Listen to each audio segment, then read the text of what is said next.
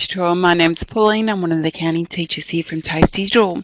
Today I'm going to cover the FIFO stock card. So FIFO is the first in, first out. So how to record the inventory method using the FIFO. So FIFO method assumes that the items of inventory that are purchased or produced first are sold first, and consequently the items remaining in inventory at the end of the period are those that are most recently purchased or produced. So what I'll do, I'll go through an example similar to your assignment. The screen will go blank and then you'll see my Excel. It won't be a sec.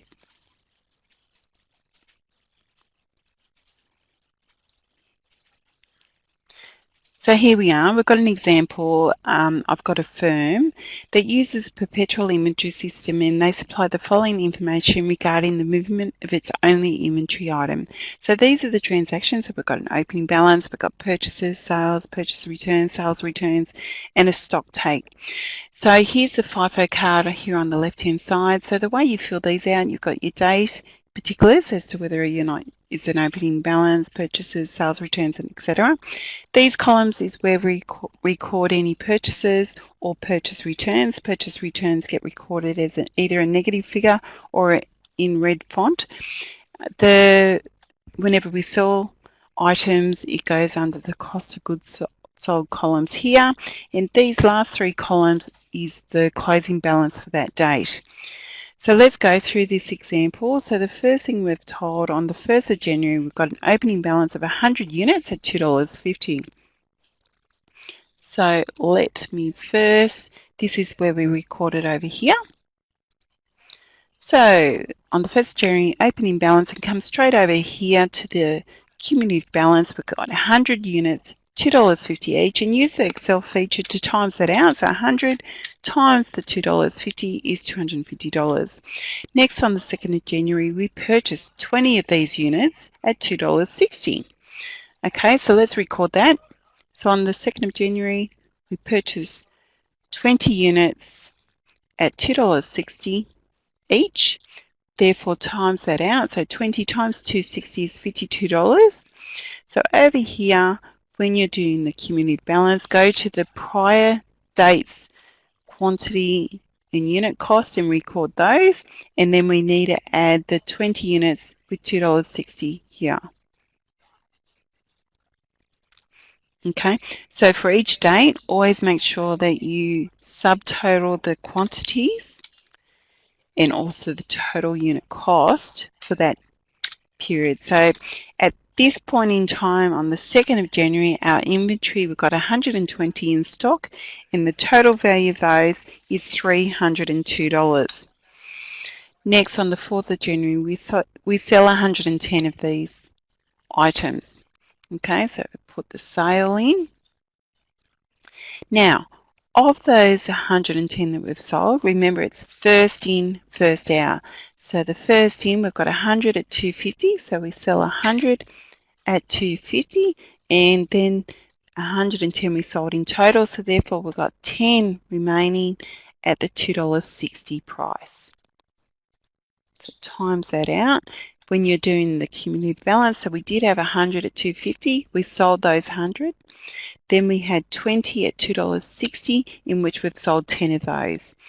So the remaining amount would be your 20 minus your 10, which gives you 10 at $2.60. Times that out is $26. And do your auto sum, remember, of your quantity and of your total cost. Okay. Now, on the 5th of January, we purchased 20 units at $2.70. Okay. Let's put the details in. So purchased 20 units at $2.70, which is $54 each, 20 times your $2.70, and add that to your cumulative balance from the prior dates.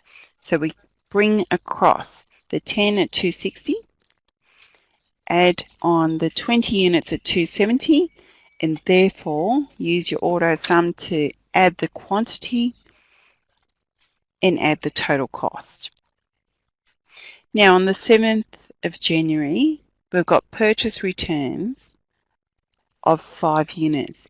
Now, the original invoices were dated the 2nd of January. So on the 2nd of January, you'll notice that we had these units purchased at $2.60 each. So they've been returned.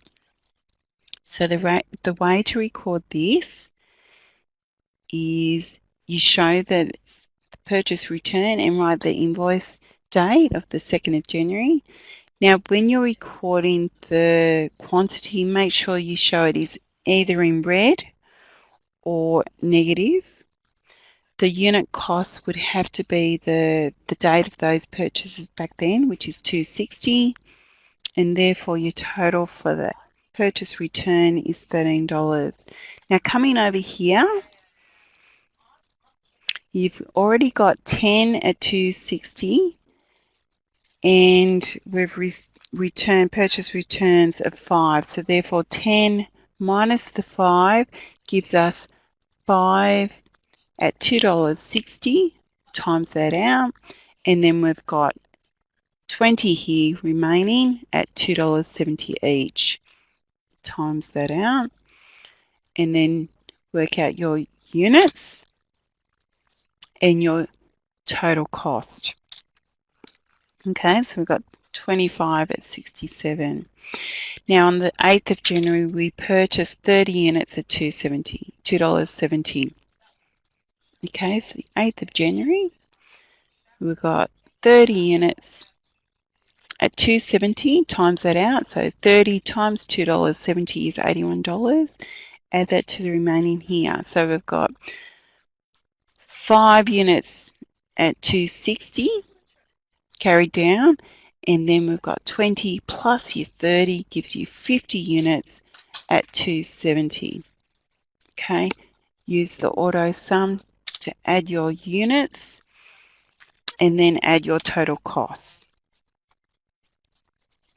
Okay, next we've got on the 9th of January sales returns of 10 units. So the original date was dated the 4th of January. So for sales returns, it must be at the original unit cost. So of the sales returns of, actually I'll just highlight this, I've already done that part. So the sales returns on the 4th of January, come back here to the 4th of January, we've got 10 units at $2.60, so we're going to have those returned. So sales returns, make sure you put the invoice date of 4th of January. When you're showing that, make sure you show it in either red or a negative figure. So it's going to be at the $2.60, first in, first out. And then that's all we've got in the quantity, so that's our sales return there. Now, what stock have we got left? We've got 5 here at $2.60 plus the 10 that have been returned. So that therefore would be 15 at $2.60, times that out. And then you've also still got the 50 at $2.70 and times that out. Use your auto sum to add the quantity and the unit cost. Okay, so that's how you record that sales return. Last, on the 18th of January, we've got sales of 40 units. Okay, that's it. So we've got 40 units. Remember, what's the, so we've got first in, first out, so we have 15 units at $2.60, and then 40 minus 15 is 25 units at $2.70. Okay, so for those sales that we had, so 15 that we did have in stock have been sold. Of the 50 at $2.70, we've sold 25 of those. So our balance, therefore, is 25 at $2.70, times that out. Once again, show your total units and your total cost. Okay, so that sales has been shown. The last thing that we've been told here is the stock take at the end of the month has indicated that we've got 20 units available for sale. Now, at this point in time, we have recorded that we've got 25 units, so we need to write off 5 units. So let's do the adjustment for this stock take. So we've got on the 31st of January stock take. So we did have 25. We need to do an adjustment of 5 units at $2.70, which therefore gives us, so 25 minus off the 5 units is 20 units at $2.70. Times that out is $54. Okay, so that's how you record those things. Now, if you wanted to work out the total cost of the goods sold, just come over here to this cell, and everything that we've got, you then add the cost, add all these up, and if you've got red font or a negative, you need to minus that. So we're minusing off the sales return, add this sale, add that sale, and also add in the stock adjustment. So that is the total cost of goods sold for this FIFO stock card. So I hope that helps. Bye for now.